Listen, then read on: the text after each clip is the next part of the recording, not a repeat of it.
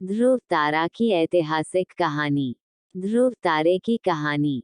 कैसे एक नन्हा बालक तपस्या कर भगवान की गोद में स्थान पाता है और अमर हो जाता है। मुझे ये कहानी मेरे बड़े बुजुर्गों ने सुनाई थी, आज मैं आप सभी को सुना रही हूँ। ध्रुव तारा। राजा उत्तानपाद ब्रह्मा जी के पुत्र मनु के पुत्र थे। उनका विवाह एक बहुत ही सुंदर कन्या से हुआ था, जिनका नाम सुनीति था। राजा अपनी पत्नी से बहुत प्रेम करते थे, लेकिन उन्हें कोई संतान नहीं थी, इसलिए रानी ने राजा को दूसरा विवाह करने को कहा। राजा अपनी पत्नी से बहुत प्रेम करते थे, इसलिए उन्होंने मना कर दिया और कहा कि दूसरी पत्नी के आने से तुम्हारा स्थान कम हो जाएगा, जिस पर सुनीति ने कहा, मुझे आप पर विश्वास है, ऐसा नहीं होगा। राजा को सुनीति की हठ माननी पड़ी और उन्होंने दूसरा विवाह कर लिया।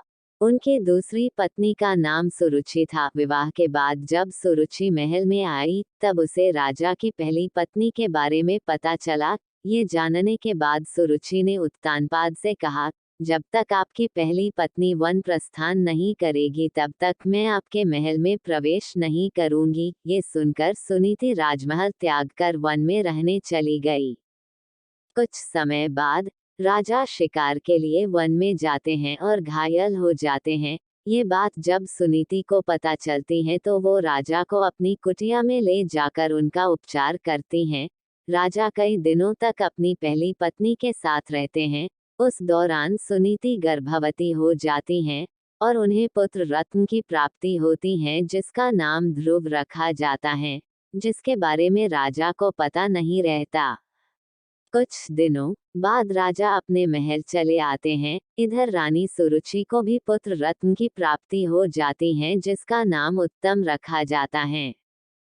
कुछ समय बाद राजा उत्तानपाद को ध्रुव के बारे में पता चलता है। राजा रानी सुनीति को महल में आने का आग्रह करते हैं, लेकिन वो नहीं आती। ध्रुव को कभी कभी महल भेज दिया करती थी। ये सब देख रानी सुरुचि को ध्रुव से घृणा होने लगते हैं। एक दिन ध्रुव अपने पिता उत्तानपाद की गोद में बैठा देख रानी सुरुचि को क्रोध आ जाता है और वो उसे धक्का देकर अपशब्द कहती हैं और उसे त्यागी हुई स्त्री का पुत्र कहकर अपमानित करती हैं। नन्हा ध्रुव कुटिया में आकर मां को पूरा घटनाक्रम सुनाता है। तब माता सुनीति उसे समझाती हैं, बेटा, अगर कोई बुरा कहे तो उसके बदले में उसे बुरा मत कहो, इससे तुम्हें ही हानि होगी। अगर तुम अपने पिता की गोद में सम्मान पूर्वक बैठना चाहते हो तो भगवान विष्णु की उपासना करो, वो जगत के पिता हैं। अगर बैठना है तो उनकी गोद में बैठो। बालक ध्रुव के मन में यह बात बैठ जाती है और वह यही भाव लिए यमुना तट पर नहाने जाता है। वहां उसकी मनोदशा जानकर नारद मुनि आते हैं और वो ध्रुव को भगवान की भक्ति की विधि बताते हैं, जिसे जानने के बाद ध्रुव कठोर तपस्या में लीन हो जाता है। कई महीनों तक खड़े होकर तपस्या करता है।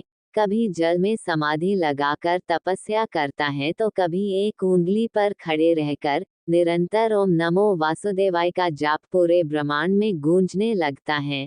नन्हे से बालक की इस सच्ची तपस्या को देख भगवान उसे दर्शन देते हैं।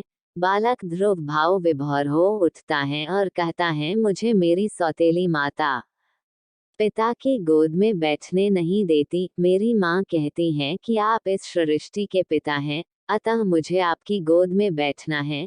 भगवान आशीर्वाद प्रदान कर ध्रुव की इच्छा पूरी करते हैं और उसे तारा बनने का आशीर्वाद देते हैं, जो सप्त ऋषियों से भी ज्यादा श्रेष्ठ होगा। उस दिन से आज तक आसमान में उत्तर दिशा की ओर ध्रुव तारा चमक रहा है।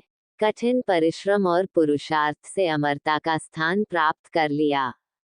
ध्रुव तारे की कहानी आपको कैसी लगी, कमेंट जरूर करें। हाँ, सब्सक्राइब करना न भूले। धन्यवाद। जय हिंद।